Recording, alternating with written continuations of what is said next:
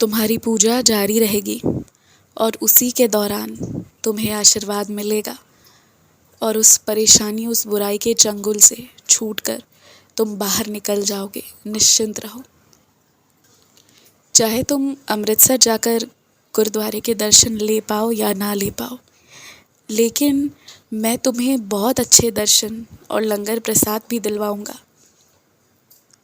1 महीने के अंदर एक ऐसे गुरुद्वारे में, एक ऐसी जगह जहाँ बहुत सुकून भी मिलेगा तुम्हें।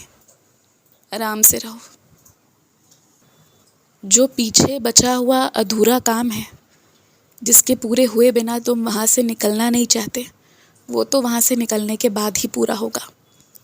और तुम्हें जिस बात के लिए जिसको तैयार करवाना है ना, एक बार में नहीं करवा सकते। धीरे धीरे करके सबूरी से काम लोगे तो ही होगा। कुछ लोग मन से इतने ज़िद्दी हैं कि उन्हें दूसरा दृष्टिकोण देखने में थोड़ा समय लगता है। तुम थोड़ी सी सबूरी रखो।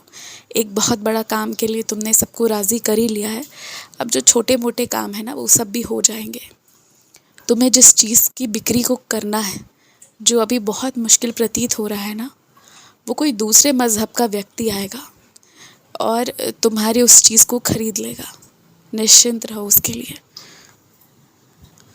मुझे लगता है कि अब तो लोगों की सच्चाई तुम्हें भी समझ में आने लगी होगी कि अपनी ज़रूरत होती है ना, तो वो तुम्हें तुम्हारी ज़रूरतों को, तुम्हारी तकलीफ़ों को एकदम परे रखकर तुमसे कुछ भी करने को ज़िद करके करवा सकते हैं।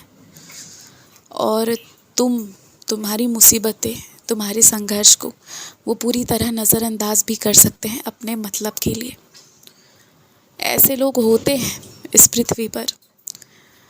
अगर वो तुमसे यही काम कराने के बदले तुम्हें कुछ पैसे देते ना, तो समझ में आता कि हाँ, वो पैसे देकर काम करा रहे हैं, तो कहीं ना कहीं फिर उनका हक बनता।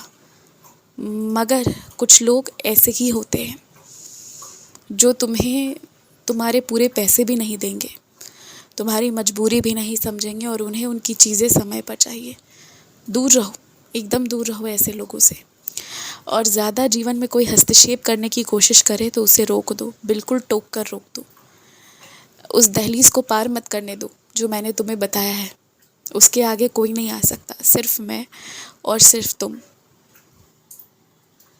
तुम जिस मंदिर अक्सर जाया करते हो, वहाँ जो छोटे छोटे बच्चे हैं ना, उनके पाँव के चप्पल तक नहीं है। तुम देख लो, अंदाज पर सस्ते दाम में ही कुछ चप्पल खरीद कर ले आओ, कुछ जोड़े चप्पलों की, और वो उन्हें दे दो। उनके लिए कपड़े भी ला सकते हो, पर हाँ, उन छोटे बच्चों के हाथ में पैसा मत देना। पैसा से वो गलत काम भी कर सकते हैं, इसलिए पैसा नहीं देना है तुम्हें, इसका ध्यान रखना।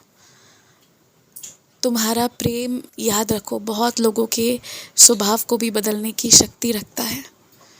किसी से कुछ नहीं लेना है तुम्हें, बस देना है। तुम्हारी जो सबसे प्रिय सखी है ना, उसके लिए भी जब तुम दशहरे दिवाली के कपड़े लेने जाओ तो उसके लिए भी लेकर ज़रूर जाना। खुश रहो, सब मंगलमय होगा।